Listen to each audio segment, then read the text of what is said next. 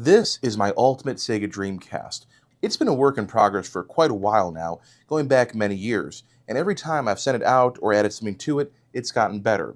Now today I want to add this to it right here. If you can't see what it is, that's okay, you'll see it very soon. This is the Retro 6 US Clean Power Board for the Sega Dreamcast. I want to show you how quick and easy it is to install in the Dreamcast, especially if you plan on adding things like the Mode optical drive emulator or a GDEMU.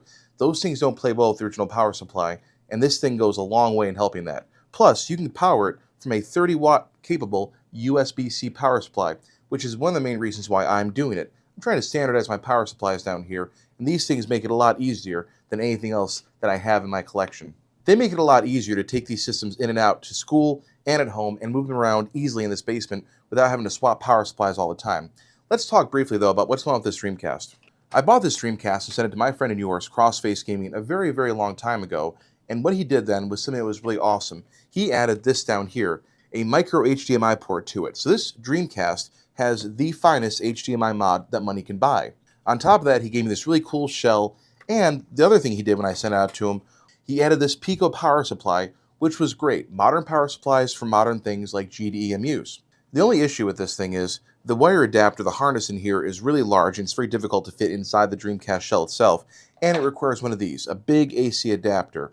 This thing here I've had to buy a couple of, and it's large, it's bulky, it takes up space. I really don't want to deal with these anymore.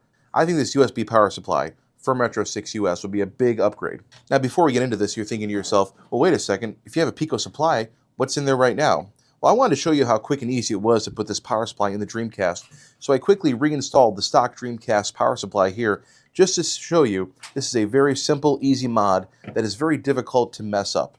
If there's someone who can do it, though, it's going to be me. Anyways, let's get the camera overhead, and I'll show you exactly what I'm going to do, and hopefully you'll see in real time just how quickly this mod goes in. Alright, so let's get started. The first thing I did was I actually pulled all the screws out of the Dreamcast so I could open it up a little bit easier. There's not many, there's 4 screws to get inside the Dreamcast itself. We'll pull open the package here, and the first thing we have is our clean power supply right here. And we'll take that out, and I'll put it to the side here real quick. I'm just trying to show you again how quick and easy this can be. So there's our clean power board right there, and then we have this bag of magic right here, and you'll see very quickly what this bag of magic does. This is a time-consuming part, though, because those little screws are not meant for my fat fingers. So the first thing I'll do is I'll make sure it's unplugged, and by the way, don't work on electronics that you don't know how to work on. If you don't know how to take these things apart safely, do not take them apart safely. This is not a guide or tutorial. I do this at my own risk, and sometimes I do hurt myself. So I'll take out the first screw here, take out the second screw here, and that power board should lift off of this header right here. And sure enough, it does, and it just slides right out. Now our power board's out. We'll get rid of this here because we don't need the shielding anymore because the actual new power supply does not touch the board itself. Now before I do anything else, I'm going to prepare my USB-C part here. This is where we'll actually plug our USB-C cable into the back of the Dreamcast itself. I'm going to put it in, I think it only goes one way here, so we're going to put it like this. And the hard part is these 4 little screws have to go in there. I have a small screwdriver for that reason, and I have fat fingers, so this will be really fun. And then I have shaky hands on top of that. Got 1. We're doing good so far. We got 2. Then we got 3. And then last but not least, we have our 4th screw right here. Come on, baby, get in there. There we go. All right, so this here has little slots on the side because this is going to sit down right like this. This is exposed to the back right here in the back of our Dreamcast shell, and it won't move. That's the important part here. The other power supply I had moved a lot. This one will not do that. All right, then we have this wonderful little cable right here. So we will take that little cable right here, and that is for our USB-C input. So it's keyed, it can only go one way. There we go, that's plugged in like that, and we'll get to that in a second. This then goes over to our USB-C connector on the board. And actually, I can move this so I can show you. So plug that in like that, put that back like this. Now we're ready to put this here. This is your power switch. It can only go one way. Snaps right into it like that. And we're all set. Now we can install the whole thing onto the board itself. So we have this header here on this header here. We're just going to go and line our pins up. Start with the first one. And we're going to press down. And there we go. That's it. Your whole installation is done. Now you have USB-C clean power for the Sega Dreamcast from Retro 6 US. It really is that simple and straightforward. There's not a lot that you can do wrong here. There's no screws required. It doesn't sit on any metal, so there's no separation needed. These cables are a lot more manageable than this big harness I had on the Pico supply over here. It's not much smaller. Actually, you know what? That's substantially smaller. So this is an improvement for me as far as I'm concerned, especially because then I can use this Anchor 30-watt power supply to power this thing instead of that power brick over there.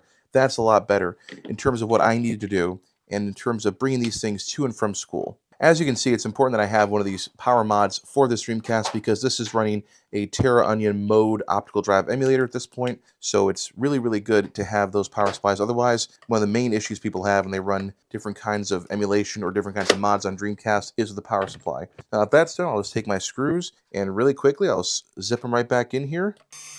1, 2 over here. I should go corners first. I'm sure someone's going to point that out. And then 3.